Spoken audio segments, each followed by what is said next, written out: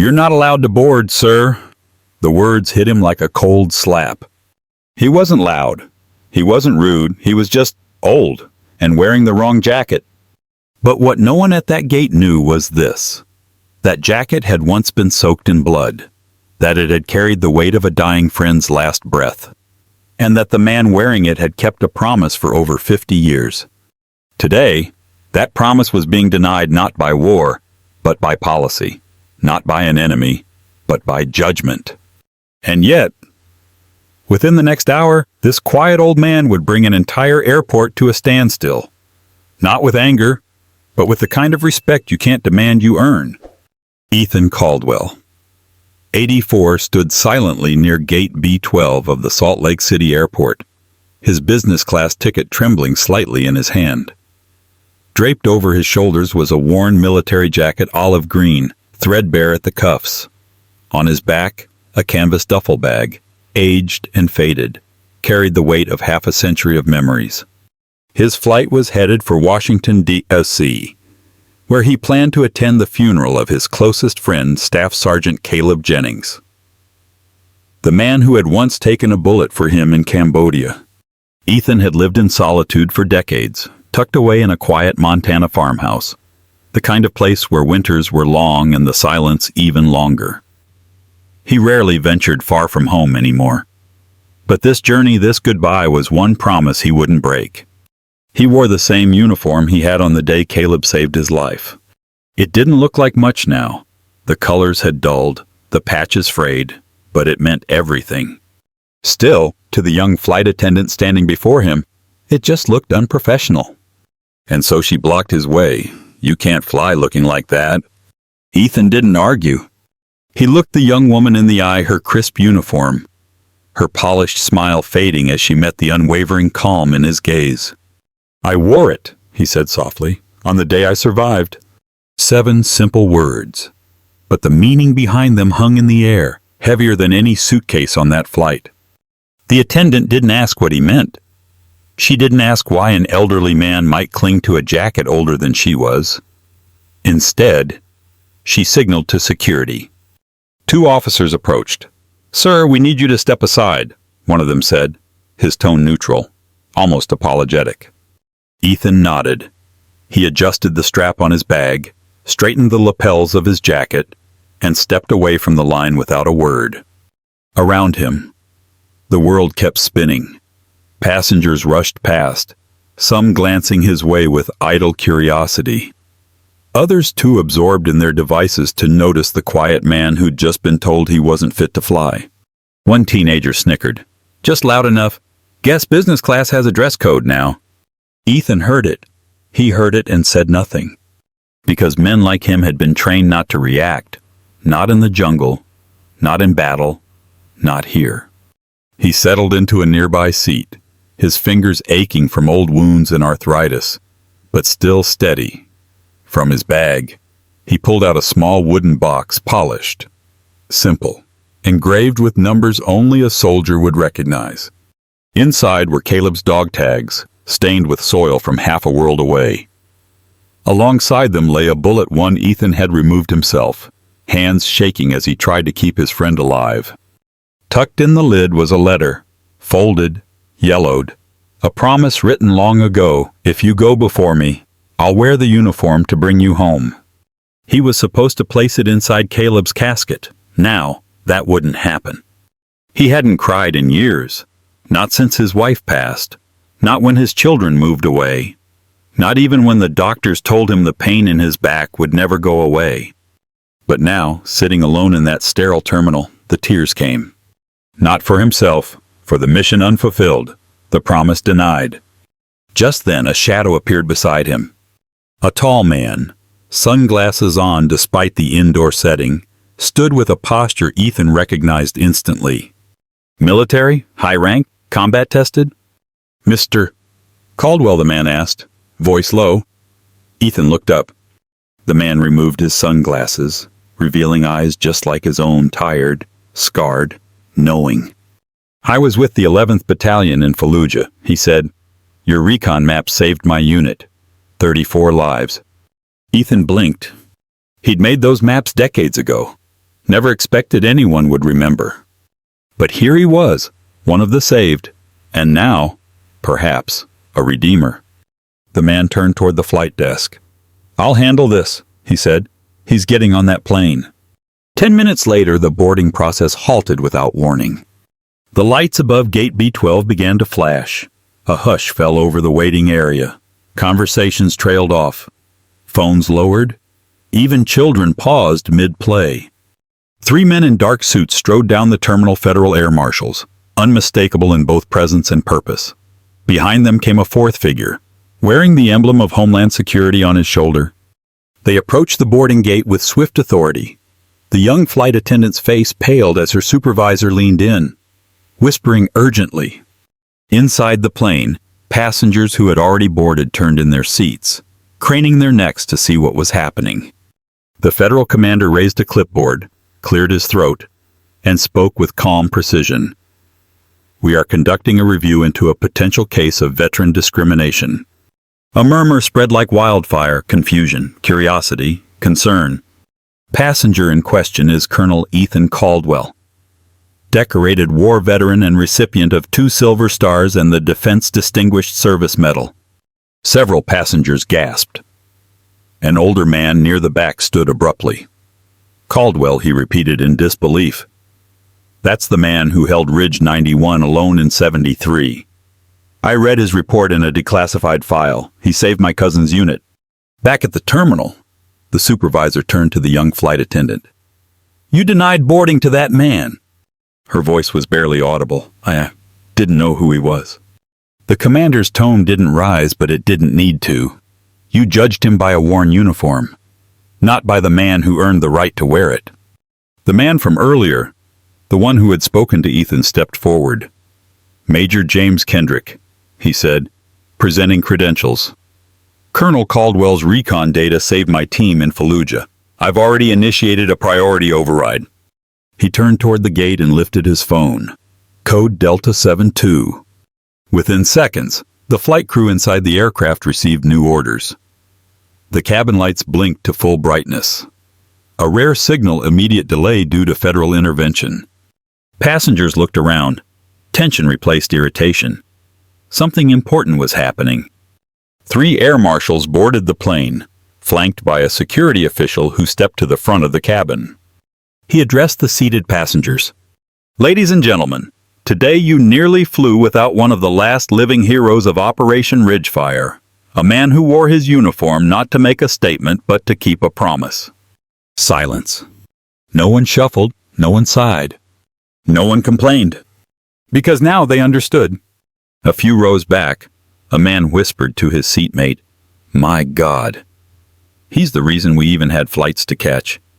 Back in the terminal, Ethan hadn't moved. His box still rested on his lap, his back still straight. But his eyes now glistened, not from sadness, but from something else. Recognition. Not for the medals, not for the rank, but for the promise kept. The commander approached him directly. "Colonel Caldwell." This seat, he paused, then corrected himself.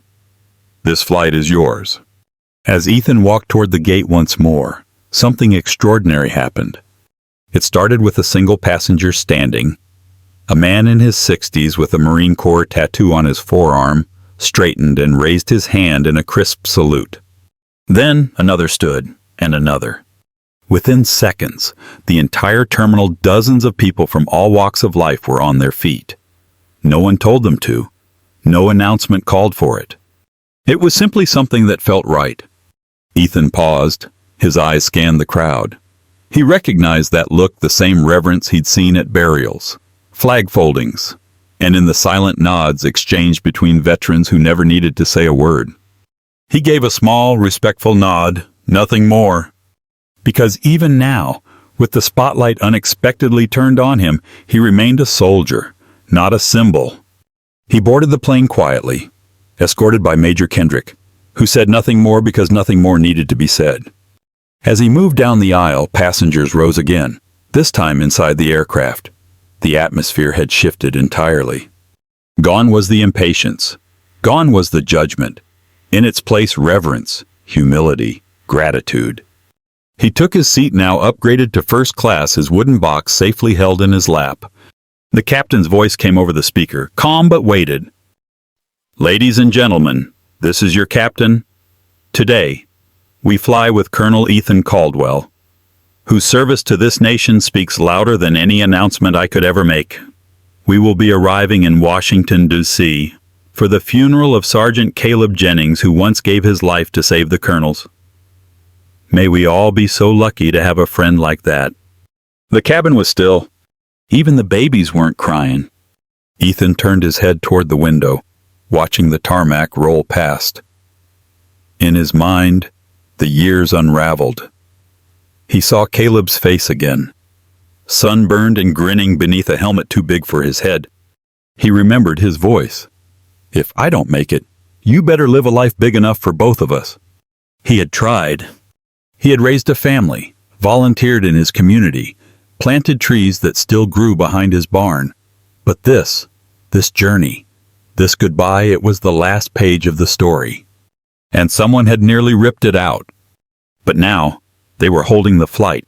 They were making room. They were listening. Somewhere between Salt Lake and Washington, Ethan felt something lift, not just the plane, but a quiet burden he had carried for decades. He wasn't just flying to a funeral. He was flying toward closure, toward honor, toward peace. The wheels touched down at Reagan National Airport just shy of noon. A private car was waiting, arranged quietly by Major Kendrick and a few unnamed others who knew the right people. No formalities, no flags, just a silent, black sedan and a respectful nod from the driver. Ethan stepped into Arlington National Cemetery with time to spare. The sun bathed the white marble headstones in golden light. They stretched in perfect rows like an army at attention, quiet witnesses to sacrifice. He walked without hurry, the box still in his hands, his jacket creased and worn, still draped across his shoulders. The funeral for Caleb Jennings was modest. Just a handful of people, children, grandchildren, and a few old friends who remembered him only through stories or folded photos tucked in albums. They didn't know Caleb the way Ethan did, didn't know the man who cracked jokes under mortar fire, didn't see him dive in front of a sniper's bullet without hesitation. But Ethan remembered it all. When he approached the casket, a hush swept over the mourners. Something about his presence, his stillness, commanded attention. He paused, inhaled, and with ceremony that no one had taught him but life had carved into his bones, he slid the jacket from his shoulders. It trembled slightly in his hands. He laid it gently across the casket. Not a word was spoken, until he leaned forward and whispered, "I kept the promise, old friend." His fingers brushed the wood, his eyes closed. 50 years of silence broken by one final goodbye. Mason's grandchildren wept softly, suddenly feeling connected to a man they'd only known through medals and myths. The military chaplain stepped back, allowing the moment to breathe. It was no longer just a burial. It was a reunion. As Ethan turned to leave, he noticed a familiar face, one of the passengers from the flight. A man in civilian clothes who had quietly followed the car from the airport. Without a word, the man raised his hand in a precise military salute. Ethan stopped, bowed his head slightly, no words. He didn't need them. This was enough. That night, as the stars blanketed Virginia's sky, a news story quietly went viral. Not about war or politics, but about an old man, a forgotten jacket, and a promise that outlived the battlefield. The airline, under growing public pressure, released a formal apology, but more than that, they created something new. An honor seat. One reserved seat on every domestic flight, draped in folded military fabric, a single white flower laid gently on its cushion. A plaque read, "For those who kept flying when they had no wings left." And across the country, airlines, train stations, even bus terminals followed suit. All because one man didn't sit down when he was told to leave. He didn't raise his voice. He just kept a promise. Ethan returned to Montana just as quietly as he had left. No reporters waiting, no crowd, just the wind whispering through the pines that flanked his farmhouse. The kind of silence only nature could offer, and only someone like Ethan could truly appreciate. He hung his jacket inside the hallway closet, letting it rest for the last time. The closet door creaked as it closed, as if acknowledging the end of something sacred. The wooden box, now empty, sat on his shelf, beside a framed photo of 5 young soldiers in their 20s, Caleb in the center, grinning, arms slung casually over Ethan's shoulders. For a few days, he did what he always did: fed the chickens, read the local paper, tended to the woodshed, life as simple as ever. But something inside him had changed, not in a loud or visible way. Ethan was still a man of few words. He didn't tell his neighbors what had happened, didn't post about it online. But when he passed the local post office and saw a young man struggling to hold open the door with a walker, he stepped in without hesitation. When the widow next door needed firewood stacked, he brought over not just wood, but coffee and time. And one evening, at the town's tiny community center, he showed up without invitation to a Veterans Night potluck he'd skipped for years. People noticed, not just that he was there, but how he carried himself, straighter, softer, warmer. When a high school student stood to read a poem about her great-grandfather who'd served in Korea, Ethan clapped the loudest. Later, the girl approached him and asked quietly, "Were you in the service?" He hesitated, then nodded once, "A while ago." That's all he said. But that night, he found himself sitting at his desk, writing a letter. Not to the airline, not to the press, but to Caleb's granddaughter, thanking her for letting him be there, for allowing him to deliver the jacket, the letter, the life he still carried. He enclosed a copy of the photo, the one from Cambodia. On the back, in Ethan's precise handwriting, he wrote, "Your grandfather saved lives. Mine was just one of them." Weeks passed, then months. And with each one, Ethan did something he hadn't done in years. He opened the shades. He answered the phone when it rang. He walked to town instead of driving. Because something had shifted. The weight of silence had been replaced with the warmth of connection. He had lived a life for 2, and finally he felt like it had been enough. Ethan Caldwell didn't fight for attention. He didn't raise his voice or demand his place. He simply walked in wearing the weight of history on his shoulders and chose dignity over anger. He reminded us that honor doesn't expire. It doesn't fade with time. It grows deeper, more sacred. In a world chasing convenience and forgetting gratitude, one man, just by showing up for a funeral, reawakened a national memory. His uniform may have been worn, but it told a story of sacrifice, brotherhood, and quiet promises kept. True service isn't about medals. It's about the moments that no one sees, and the hearts that never forget. You don't have to be a soldier to keep a promise. Every one of us has someone we owe a quiet debt to, someone who gave, sacrificed, or stood by us when it mattered most. Maybe it's a parent, a teacher, a friend who's gone. You honor them not with grand gestures, but by living in a way that reflects the value of what they gave you. So the next time you see someone being overlooked, speak up. When you see a veteran, say thank you. And if you've made a promise, keep it. If Ethan's quiet act of loyalty moved you, give this video a thumbs up and subscribe for more stories that remind us what honor truly looks like. Let's make sure no veteran is ever turned away again. Comment honor below if you believe promises like his should never be forgotten.